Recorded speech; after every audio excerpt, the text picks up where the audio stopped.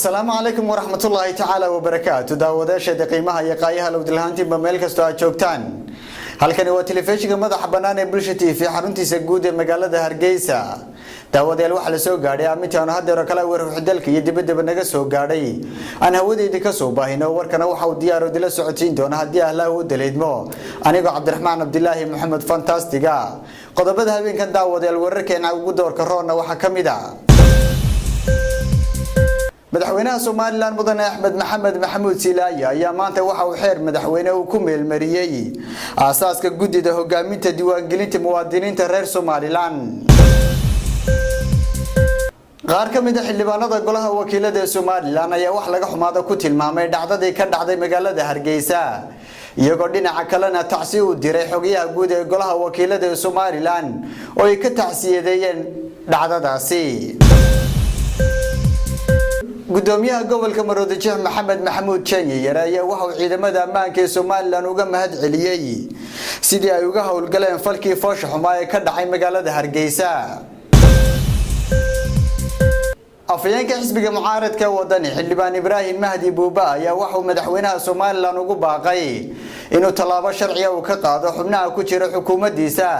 ay ka soo cawdeen waaxda garsoorka Soomaaliland isla markaana ay ku sheegeen inay faragelin baahsan ay ku hayaan waaxda garsoorka Soomaaliland daawadeel kuwaas waxay qodobada habeenkan caawa wararkeena ugu doorka roon haatan ku soo dhawaada warka oo faahfaahsan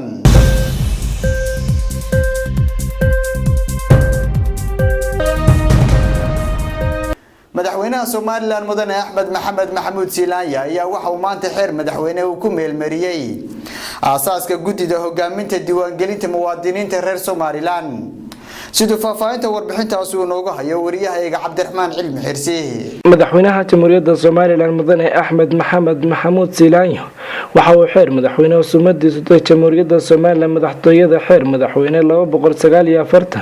2296 bisha 3 2014 ku dhaqan galiyay xeerka aasaasidda guddiga hogaaminta diiwaangelinta muwaadinka iyo guddi hawlaadkeeda madaxweynuhu markuu arkay qodobka 9aad iyo qodobka 49aad ee dastuurka Jamhuuriyadda Soomaaliland markuu arkay qodobka 3aad ee xeerka jinsiyadda xeer lambar 22/2002 oo waajibinaya in muwaadiniintu helaan aqoonsiga muwaadinimo markuu tixgeliyay siyaasadda golaha wasiirada ansixiyeen ee ay ku go'aamiyeen in la sameeyo diiwaangelinta muwaadinka markuu arkay baahida loo qabo in la helo diiwaangelinta muwaadinka oo laga sameeyo dalka oo dhan si loo helo xog sugan markuu yaqiinsaday in diiwaangelinta muwaadinka ay udub dhaxad u tahay isla markaana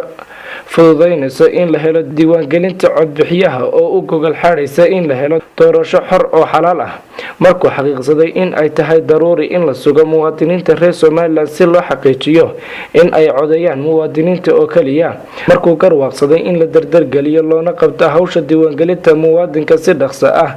isagoo maanka ku haya ahmiyadda doorashooyinku ku leeyihiin qaranka iyo sidii ay u dhici lahayd doorasho xor iyo xalaal ah wuxuu halkan ku soo saaray xeerkan qodobka koowaad aasaaska guddiga hogaaminta diiwaangelinta muwaadinka waxaa xeerkan lagu aasaasay guddiyada soo socda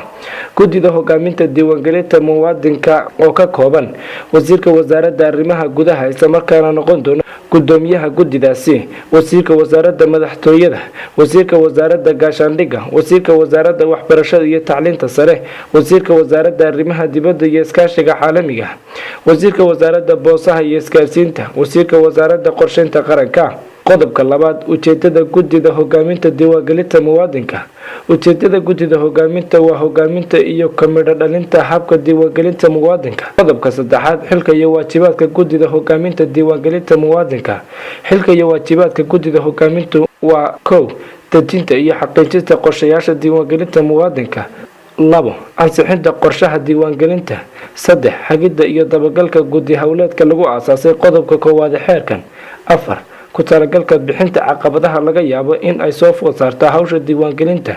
5 ka tala bixinta soo saarista xeerarka wareegtooyinka iyo amarada laga marmaanka oo ah meelmarinta diiwaangelinta qodobka afraad aasaaska guddi hawleedka diiwaangelinta muwaadinka guddi hawleedka diiwaangelinta muwaadinka oo ka kooban agaasimaha guud ee wasaaradda arrimaha gudaha isla markaana noqon doona gudoomiyaha guddidaasi maareeyaha ICT commissionka agaasimaha guud ee wasaaradda madaxtooyada agaasimaha guud ee hay'adda maamul wanaagga garyaqaanka guud ee qaranka agaasimaha guud ee wasaaradda warfaafinta dr maxamed cabdi daa-uud. qodobka shanaad ujeedada guddi howleedka. ujeedada guddi howleedku waa meelmarinta siyaasadda iyo ka midhodhalinta qorshayaasha guddida hogaaminta. qodobka lixaad xilka iyo waajibaadka guddi howleedku waa kow fulinta siyaasadda iyo qorshayaasha guddida hogaaminta diiwaangelinta muwaadinka. 2 fulinta howlmaalmeedka guddida hogaaminta diiwaangelinta muwaadinka. 3 la socodsiinta iyo uga warbixinta guddida hogaaminta diiwaangelinta habkay u socoto diiwaangelintu. 4 la socodsiinta iyo uga warbixinta guddida hogaaminta diiwaangelinta muwaadinka caqabadaha farsamo ee soo food saari kara hawsha diiwaangelinta iyo soo jeedinta talooyinkooda la xidhiidha caqabadaha. qodobka 7 xarunta guddiyada. labada guddi waxay ku howlgalayaan xarunta wasaaradda arrimaha gudaha oo dubdhaxaad u ah hawsha diiwaangelinta. qodobka 8 dhowridda xilliga iyo nidaamka guddiyada waxaa la farayaa in hawsha lagu qabto waqtiga loo qorsheeyay lana raaco nidaamka guddida qandaraasyada qaranka iyadoo la dhowrayo hanaanka iyo habsami u socodka shaqada. madaxweyne ku-xigeenka Soomaaliland mudane Cabdiraxmaan Cabdilaahi Ismaaciil Saylici ayaa maanta waxa uu gaadhay magaalada Boorame ee xarunta gobolka Awdal iyadoona la filayo inuu halkaas uu xadhiga kaga jaro ceelal biyoodle laga hirgeliyay gobolkaasi Awdal. sidoo faafaynta warkaasi uu nooga soo diray wariyahayga alaba nooga soo warama magaalada Boorame xarunta gobolka Awdal Maxamed Xasan Ismaaciil Sharbayre. waxa maanta magaalada Boorame xarunta gobolka Awdal soo gaaray wafdi uu hogaaminayo madaxweyne ku-xigeenka Soomaaliland Injineer Cabdiraxmaan Cabdilaahi Ismaaciil Shiro Saylici isagoo laga hortagay duleedka Gaariyo halkaas ay ku sugnaayeen madaxda heer gobol iyo heer degmo salaadiin aqoonyahan haween iyo bulsho aad u tiro badan oo si weyn uga qayb qaatay soo dhaweynta loo sameeyay wafdiga hogaaminayo madaxweyne ku-xigeenka Soomaaliland. intaasi kadib ayaa waxa loo soo boqolay dhinacaas iyo sheylaha madaxweyne ku-xigeenka uu xadhiga ka jaray laba ceel ay hirgelisay shirkadda Shaabee biyaha Boorame iyadoo labada ceel ay maalgelisay hay'adda African Relief. waxaa halkaasi ka hadlay kusimaha maareeyaha shirkadda Shaabee Maxamuud Hoodi waxaana ka waramay jeedada ay labada ceel ay hirgeliyeen. ceelkan ayaa lafdabartooda aad u biyo fiican ee inka shaqaynaya sida darteed waxaan soo dhaweynayaa madaxweyne oo xaafadihii biyaha Boorame ee sare ee culaysku naga haystay aad nooga caawiyo muqaddam maartay si fiican ay maartay biyaha u helaan. madaxweyne ku-xigeenka Soomaaliland Injineer Cabdiraxmaan Cabdilaahi Ismaaciil Shiro Saylici oo halkaasi ka hadlay ayaa yidhi hawsha aad u weyn oo adeegii biyaha ee magaalada Boorame wax ka taraysan waxaan ugu mahadnaqaynaa runtii cid kasta oo qayb qaatay maalgelintani haday tahay hay'adihii fadlay maanta labada ceel samaysay iyo hadda shirkadda Shaabee oo runtii xil weyn iska saartay inay maalgelisay ceelasha biyo heshay cid maalgelisa iyadoo biyo gaarsiiso magaalada aad bay ugu hambalyeynaa. kadib waxa ay wafdigan uu hogaaminayo madaxweyne ku-xigeenka Soomaaliland ay u soo kaceen dhinacaasi hotelka Rays iyadoo halkaas ay ka dhacday munaasabad aad u ballaaran. gudoomiyaha shirkadda Shaabee biyaha Boorame Maxamed Nuur Fahay oo isaguna munaasabadaasi ugu horeyntii ka hadlay ayaa tilmaamay magaalada Boorame biyo la'aantu inay ka dhacday waxa taariikhda lagu aragna inaynu sameynay badugtii badugtii Shaabee ka hor in ceelashii bulshadii biyaha iska gudnay oo magaalada weynay biyo ay cabtaba taa markaa inagoo ku siganay inaynu dhulka ka guurno ilaahay mahadii jaamacadda Camuud oo Professor Saleemaan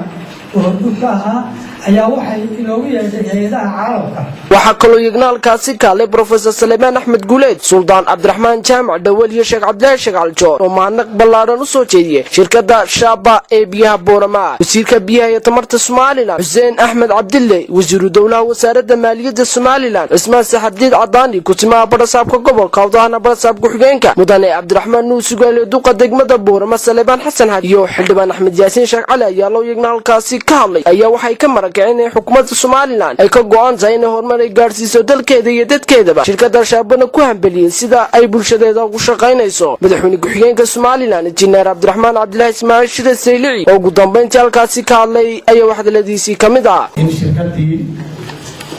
adeeg u haysay magaalada Boorame biyaha maamuleysay Shaabee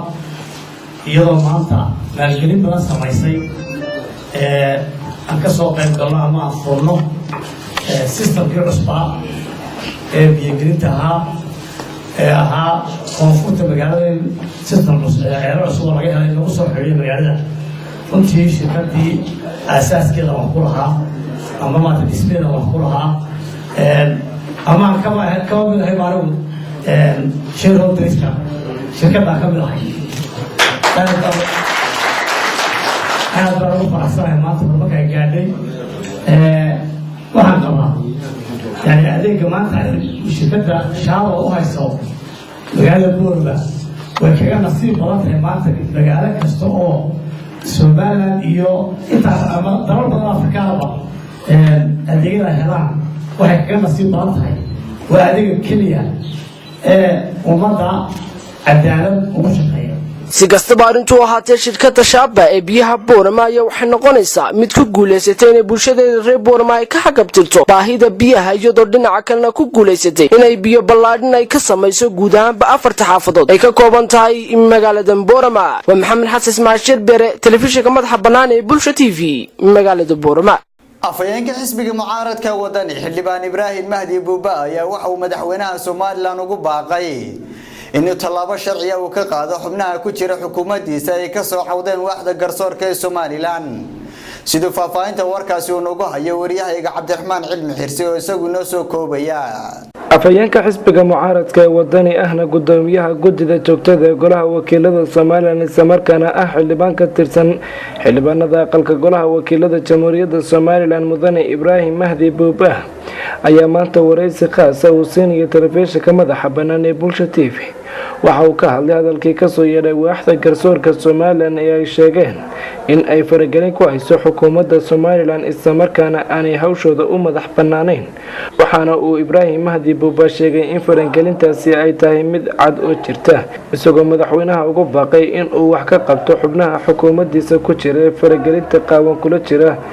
waaxda garsoorka Soomaaliland islamarkaana uu tallaabo sharciga waafaqsan ka qaado hadalka waa sidoo u dhigay Ibraahim Mahdi Buuba arrimahan ka hadlayna waxa uu yidhi ساسترتيدا غرسورياشي aynu maqlaynay ee ku tiraabay ifragelin qaawan ay xukuumaddu ku hayso ama qayb xukuumaddu ku hayaan warin muuqata oo aan numadu lahayn waxa saleenahay sidii quruxda badneed ee madaxweynuhu u dhigay shalay ee uu wax la arinta in kaga dhabeeyo oo uu xubnaha ka tirsan xukuumaddiisa ee ifragelinta qaawan kula kacay garsoorka qaranka tallaabo sharciga waafaqsan u ka qaado Ibraahim Mahdi Buuba afayeenka xisbiga mucaaradka ah ee wadani oo hadalkiisa sii wata ayaa waxa uu carabaabay in arintani aanay ahayn arin la dhayalsan karo isla markaana caqabad ku noqon karta xuduudda sharci ee dalka u yaala lafdhabarta jiritaanka Jamhuuriyadda Soomaaliland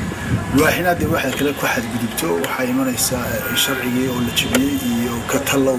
xuduudkii sharcigu u dhigayay ama kala xadeyntii sharci ee jirtay oo laga talaabsaday ugu dambeyntii xildhibaan Ibraahim Mahdi Buuba gudoomiyaha gudida joogtada ee golaha wakiilada Soomaaliland ahna afayeenka xisbiga mucaaradka ah ee wadani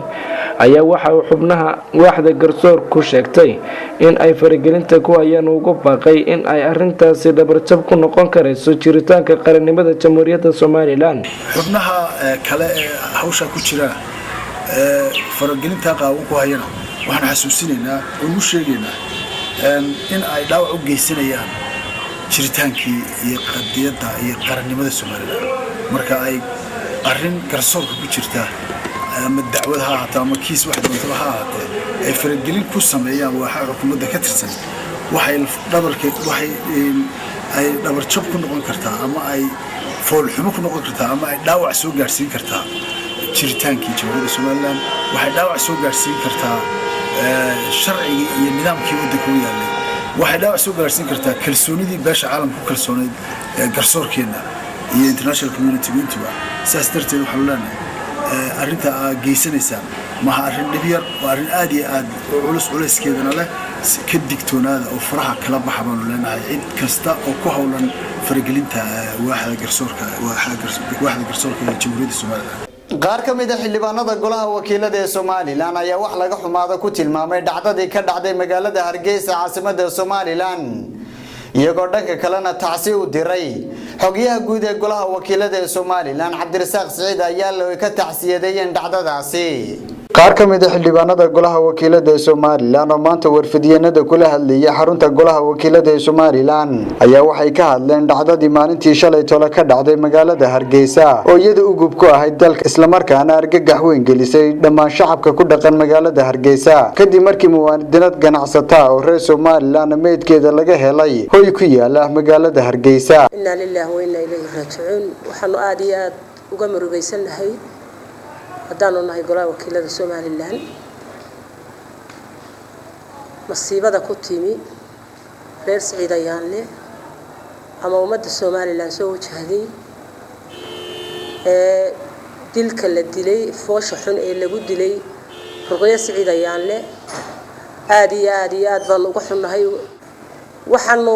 soo jeedinaynaa oo aanu aad u adkaynaynaa cid kasta oo falka ku jirtay oo talaabo ku lahayd in dawladdu talaabo cad ka qaato si daacada oo fiican baaritaanka loo galo maxay tahay waliba la dedejiyo oo aan dib loo dhigin ilaahay booliska Soomaaliland sida degdega ah ay maxaan ku radaa u soo qabteen gacan ku dhiglayaashii una heleen meydkiisa aadka u xirfadaysan loo qariyay waana wax Soomaaliland ku cusub ilaahay inuu soo celiyo dambiyada noocaas oo kala ah tallaabada la qaaday waxaanu ku boorinaynaa ciidamada amniga iyo garsoorkaba in ay tallaabo degdeg ah arinta ka qaadaan oo si hufan oo aan degdegsiimo leh ay u horkeenaan cadaaladda ciddii falka ka dambeysay. dhinaca kalena xildhibaanadan ayaa waxay tacsi tiiraanyada u direen xogayaha guud ee golaha wakiilada ee Soomaaliland Cabdirasaaq Siciid ayaa loo ka tacsiyadeeyay geerida ku timid marxuumad Ruqayya Siciid Ayaanle. tacsi taalamida oo xildhibaanada oo dhana iyo golaha waxaan u direynaa reer Siciid Ayaanle dhammaantood خاصة صاحب كيو ولال كيو والمدير قرن كذا شقيني عبد الرزاق سعيد يالله وحنا الله يقبرينا قوة كذي يهل كي كتكتينه سمر إيمان كسيو إذا الأجنة ذاك ورابيو وحنا سدا حلبان ذو شيء وانا بقادرين طلاب ذا رقصة بوليسكو وصل علي ميتكي ذاتكي لقطهم سنة على سواق بسي waxaanu rajaynaynaa in maxkamaduhu sida ugu dhaqsaha badan kiiska u dhameeyaan cid allayaal cidii lagu yeelatay ama tala ka geysatay ama sahashayna ciqaab adag la marsiiyo si ay u noqoto caaqibatu dadka ka dambeeya inaan falka bartaba lagu noqon وإنا إليه راجعون إن الله وإنا إليه راجعون تحسيتها لمدا ayaan u diraya qoyskii reer Siciid Ayaanle gaar ahaan Cabdirasaaq Siciid Ayaanle golaha wakiilada in muddo ka soo wada shaqeynay waxaan ka tacsida maxaan ku rahay walaalkay ku timi ee foosha xun ee waxashnimada ee dad qaladnimada ee ku timi ayaan ka tacsideynaya in ilaahay dhamaantoodba qoyska reer Siciid Ayaanle samari iyo iimaan ha ka siiyo sidii walaaladay haygii hore maxaan ku rahay ay sheegeen xildhibaanada waan ku hambaleynayaa booliska Soomaaliland sida degdega ah ee mudakarnimada ah ee xilkasnimada ah ee ay arrinkaas maxaan ku rahay u soo qabteen haddii libadikeeda leeyahay arrinkuna waa laga yaabaa inuu inta ka qoto dheer yahay wuxuu u baahan yahay si miyir leh oo degan oo xilkasnimo ah in loo baaro oo lilaahiya in waxaan sida mudanayaasha ugu horeeyay sheegeen anagoo afka golaha wakiilada ku hadlayna mudanayaasha golaha wakiilada waxaanu halkan jecelahay inaan tacsi tiiraanyada uga dirno qoyska reer Siciid Ayaanle gaar ahaan Cabdirasaaq Siciid Ayaanle oo xogayaha guud ee golaha wakiilada ah oo muddo aanu halkan ka soo shaqeynay waxa kale oo tacsi u direynaa reer Siciid Ayaanle dhammaantood gudaha iyo dibadba ay joogaan. gudoomiyaha gobolka Murudijeex Maxamed Maxamuud Jeemi Yare ayaa waxa uu ciidamada ammaanka ee Soomaaliland uga mahad celiyay sidii ay uga howlgaleen falkii foosha xumaa ee maalintii shalay tolo ka dhacay magaalada Hargeysa caasimadda Soomaaliland wariyahayga Khadar Macalin Deeq ayaa faahfaahinta warkaasi inoo haya. Gudoomiyaha gobolka Maroodijeex ee Hargeysa Maxamed Maxamuud Jeeniyare ayaa ciidamada ammaanka ee Soomaaliland uga mahad celiyay sidii ay uga howlgaleen dhacdadii foosha xumeed ee lagu qaarajiyay muwaadinad u dhalatay Soomaaliland taasoo shalay meedkeeda laga helay guri ku yaala koonfurta magaalada Hargeysa. Maxamed Maxamuud Jeeniyare oo maanta warbaahinta kula hadlay xafiiskiisa ayaa waxa uu sheegay in dhacdadaasi ahayd mid aad u foolxun isla markaana ku cusub guud ahaan Soomaaliland. gudoomiyaha gobolka Maroodijeex oo arrimahaasi ka hadlaya waxa uu yiri falkaasi waxa weeye waa fal waxashnimo oo aan Soomaaliland inta jirtay qarankan dhisnaa aan hore uga dhicin. ilaahay waxaan ka baryaynaa iyada in naxariistiisa ilaahay ka waraabiyo eheladii iyo qaraabadii iyo dadkii ay ka dhalatay iyo wixii yaqiinayna iyo shacabka reer Soomaaliland ilaahay samir iyo imaan ka siiyo. waxa yimi falkaasi anoo gobol ahaan waa fal aan cambaaraynayno waa fal burcadnimo waa fal waxashnimo waxa weeye waxaan hore dalkeena uga dhicin. wixii waxa sameeyay gacanta lagu hayaa. waxaan halkan dhambaal uga dirayaa ciidanka booliiska oo generaalka ugu horeeyo iyo hay'adaha amniga dhamaantood ciidanka CID-da ciidanka kale oo sirdoonka oo ku guuleystay falka xun ee waxashnimada oo ahaa fal aan hore uga dhici jirin dhulkeena laakiin aqoontooda iyo kartidooda ku gaaray inay soo helaan qofka ay roratay muwaadinka ee sida waxashnimada inta loo dilay dadka loo qoday guriga hoostiisa lagu aasay iyadoo wax lagu dilay wax sabab karaaba ayna jirin waanu ognahay. waxaan leenahay bulshada reer Soomaaliland waxaan leenahay fal xun baa dhacay. xukuumaddu tallaabadii nagu habboonayd anagu waa qaadnay. sharcigan la horgeynaya dadkii waxa ku kacay oo burcadaayo qowleysatadaayo arxan laawayaasha ilaahay waxaan ka baryaynaa guul darro in ilaahay bado waxa iyo wixii sameeyay iyo wixii ka taliyay. xukuumadduna waxa weeye hay'adihii sharciga u gudbinaysaa. kiiskaasi waa dhameystiran yahay. mar labaad iyo mar saddexaad waxaan u hambalyeeynayaa ciidanka ammaanka booliiska ugu horeeyo CID-diisa. waxaan leenahay guuleysta. shacabka reer Soomaaliland waxaan kula dardaarmayaa gaar ahaan kuwa gobolka Maroodijeex mar walba sida fiican oo ciidanka booliiska iyo hay'adaha ammaanka gacan u siinaysan u siiya. mar walbana anagu way la shaqeynaa haddii alla idmo waxaan heerka ku soo gaarno nabadgelyadeenu maanta taamu tahay waxa weeye isku duubnida aynu isku duubanahay shacab ahaan iyo xukuumad ahaan ilaa heer gobol ilaa heer degmo ilaa heer dawlad dhexe. saxaafadda waxaan iyadana ku boorinayaa saxaafaday waxa wacan sida hadda u dadaalaysaan mar walba u gudbiyo ku dhiirada. anaguna haddii alla idmo mar walba idin garab taagnaanaynaa. dhinaca kale dadweynaha ku dhaqan Soomaaliland ayaa dhacdadani ka muujiyay walaac xooggan iyagoo ku tilmaamay dhacdadani mid aad u foolxun oo aan hore loogu arag dalka. waxaana lagu arkayaa meelaha ay ku badan yihiin shacabka Soomaaliland iyagoo si weyn ugu hadal haya dhacdadani isla markaana cambaaraynaya ciddii ku kacday falkan foosh. wasiirka wasaaradda waxbarashada iyo tacliinta sare ee Soomaaliland Marwo Samsam Cabdi Aadan oo maanta gaadhay magaalada Berbera ee xarunta gobolka Saaxil ayaa waxay dhagax dhigtay dhismayaal cusub oo lagu kordhin doono qaar ka mid ah dugsiyada sare ee gobolkaasi Saaxil. sida faahfaahinta warkaasi uu nooga soo diray wariyahayaga nooga soo warramo magaalada Berbera ee xarunta gobolka Saaxil wariye Khalid Xasan Nuur. wasiirka wasaaradda waxbarashada Jamhuuriyadda Soomaaliland Marwo Samsam Cabdi Aadan oo ay wehelinayaan saraakiil ka socday wadanka Finland oo iyagu la shaqeeya wasaaradda waxbarashada Soomaaliland ayaa maanta socdaal shaqo ku yimid xarunta gobolka Saaxil ee magaalada Berbera. waxaana waftigan ay hogaaminayso wasiirka wasaaradda waxbarashada Soomaaliland ay dhagax dhigeen dugsigii hore ee Bursade ee magaalada Berbera. sidoo kalena waxay xadhiga ka jareen dugsiga sare ee degmada Mandera. waxaana waftigan kormeero kala duwan ku soo mareen dugsiyada hoose dhexe iyo sareba ee magaalada Berbera. wasiirka wasaaradda waxbarashada Soomaaliland Marwo Samsam Cabdi Aadan oo ka hadashay dhagax dhigii dugsigaasi ayaa sheegtay in si degdeg ah loo hirgelin doono dhismaha dugsigaasi, tilmaamtayna inay mar walba heegan ugu jirto sidii kor loogu qaadi lahaa loona tayeyn lahaa guud ahaanba waxbarashada kala duwan ee Soomaaliland. haddii alla yiraahdo 2 week wax ka badan inaanu inagu qaadanayn dhismihiisu in la bilaabo insha Allah. waxa weeyaan iskuul weyn oo bartankii magaalada ku yaala oo aad ugu fiicnaanaya ardayda oo garoon leh oo dhul ay la kordhin karo leh oo library haddii la siyaado uga sameeya. waxaanu ugu dhegnayo nidhi isaga waanu hagaajinaynaa dhulka la nagama bixin karo bay mushtari badan baa doonayay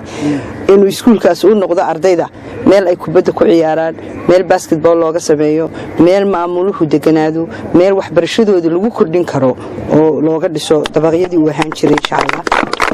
waxaa iyaguna sidoo kale dhagaxdhigaasi ka hadlay gudoomiyaha gobolka saaxil cali maxamed cilmi iyo gudoomiyaha golaha deegaanka degmada berbera cabdishakuur maxamuud xasan cidin waxayna si wada jir ah u soo dhaweeyeen dhismaha dugsigaasi hore ee Bursade oo ay hirgelinayso hay'adda Microscope oo kaashanaysa wasaaradda waxbarashada Soomaaliland iyagoona u mahadnaqay wasaaradda waxbarashada iyo tacliinta sare ee Soomaaliland iyadoo farxadda sanadkan noo dheer ay tahay dawladda gobolka saaxil iyadoo sanadkii secondaryyaasha oo gobolka saaxil ay ka hirgaleen dugsiga sare ee Gooda kii Mandheera kii laasada wacdo imka la doonay la bilaabo iyo kii laasciide iyo kii suuqsada runtii waxaan aad ugu farxayno maanta iskuulkii Bursade waxaan la kulanay iskuulkan iyadoo la doonay in la dumiyo oo runtii dumintiisuna ay hawl aad u badan ahayd runtii kharashkii lagu dumiyey ee lagu burburiyey oo ahaa kharash aad runtii u badan waxa laakiin loogu dhabar adeegay oo loogu adkeysay si ardaydeenu ay mustaqbal u yeelato waxbarashadu ay u hana qaato xubno ka socday hay'adda Microscope oo iyadu hirgelinaysa dhismaha dugsigaasi sare ee Bursade iyo sidoo kale mas'uuliyiinta wasaaradda waxbarashada ee gobolka saaxil oo iyaguna halkaasi ka hadlay ayaa sheegay in si degdeg ah dhismaha dugsigaasi loo hirgelin doono haddii ay beedmo intaasi kadibna waxay waftigani socdaalo kala duwan ku soo mareen dekedda weyn ee magaalada Berbera iyadoo halkaasina ay warbixino ka siiyeen waftigaasi ka socday wadanka Finland oo iyagu aad uga helay adeegyada ay bixinayso dekedda caalamiga ee magaalada Berbera Khalid Xasan Nuur telefishinka madaxa bannaan ee Bulsha TV Berbera in ka badan 12 qof oo ku jira gudoomiyaha maxkamadda magaalada caasimadda ee dalkaasi Pakistan ee Islamabad ayaa maanta lagula beegsaday qarax ka dhacay ugu yaraan 12 qof ayaa ku dhimatay weerar ay koox hubaysan ku qaaday xarunta maxkamadda caasimadda Pakistan ee Islamabad weerarkan ayaa la sheegay inay fuliyeen laba nin oo watay bambooyin kuwaasi oo ka hor intii aanay isqarxinin xaruntaasi dadkii ku sugnaa ku garaacay bambooyin iyo rasaas ay ku tuurayeen ka dhintay ayaa waxa kamid ah xaakimkii maxkamadda Islamabad weerarkan ayay sidoo kale ku dhaawacmeen in ka badan 30 qof weerarkan ayaa ku soo beegmaya xilli kooxda Taliban ay maalin ka hor ku dhawaaqday inay xabad joojin hal bil soconayso wadankaasi ka bilowday ma jira wali cid sheegatay weerarka subaxnimadii saaka ka dhacay magaalada Islamabad ee caasimadda wadanka Pakistan ciidamada wadanka Ruushka ayaa waxay la wareegeen gobol ka tirsan wadanka uu qalalaasi uu ka taagan yahay dalkaasi Ukraine Ruushka ayaa si buuxa u la wareegay gobolka Crimea ee wadankaasi Ukraine oo ay ku badan yihiin dadka ka soo horjeeda dawladda ku meel gaarka arrintan ayaa imanaysa iyadoo taliyihii ciidanka badda ee wadanka Ukraine xilka laga qaaday kadib markii uu sheegay inuu daacad u yahay dawladda cusub ee wadankaasi Ruushka taageersan ee gobolkaasi dawladda ku meel gaarka ee wadanka Ukraine ayaa amar ku bixisay in baaritaan lagu sameeyo Denis wadamada toddobada ah ee ugu horumarsan ayaa ugu baaqay Ruushku inuu kala baxo faraha dalkaasi Ukraine hadalkan ayaa ku soo beegmay iyadoo ciidamada Ruushku ay ku sii fidayaan jasiiradda Crimea madaxweynaha wadanka Ruushka Vladimir Putin ayaa iska dhigay baaqida caalamka ee uu ciidamadiisa kala baxo wadanka Ukraine waxa uu sheegay inuu Ruushku xaq u leeyahay inuu difaaco danaha uu ka leeyahay wadankaasi Ukraine midowga Yurub ayaa ku shiraya magaalada Brussels ee wadankaasi Belgium waxa uu ku hadlayaa qalalaasaha ka taagan wadanka Ukraine todoba kamid ah 8 dal ee ku bahoobay G8 ayaa cambaarayay Ruushka waxayna sheegeen in aanay aqbali doonaan shirka G8 ee la filayo inuu ka qabto magaalada Sochi ee wadankaasi Ruushka oo kaliya ayaa ka maqan warbixin ay si wada jir ah u soo saareen toddobada kamid ah 8 dal ee adduunka ugu awoodda weyn dibadbaxyo lagu taageersan yahay Ruushka oo ka dhacay wadankaasi Ukraine waxayna sheegeen inay kaalmo dhaqaale siin doonaan dalka Ukraine Ruushka ayaa la haatan aqoonsanay dawladda ku meel gaarka ah ee wadankaasi Ukraine kadib dibadbaxyadii xukunka lagaga tuuray madaxweynihii sida dimuqraadiga lagu soo doortay Viktor Yanukovych qalalaasaha oo dalkaasi ka bilowday kadib markii madaxweynihii xilka laga tuuray uu diiday heshiis dhaqaale oo la saxiixan lahaa midowga Yurub isagoo bedelkiisa la leexday dhanka Ruushka guud ahaan daawadayaal intaas waxaan ku soo gabagabaynaynaa war wixii dalka iyo dibadda naga soo gaadhay oo habeenkan caawa aad ka daawanayseen shaashada telefishinka madaxa bannaan ee Bulsha TV xaruntiisa guud ee magaalada Hargeysa daawadayaal warka waxa idin la socodsiinaya anigoo Cabdiraxmaan Abdullaahi Maxamed Fantastiga anigii akhyaartayga la qayb qaadatay tabinta iyo soo diyaarinta warku dhamaantii waxa idinkaga tageynaa assalaamu calaykum wa rahmatullaahi ta'ala wa barakaatuh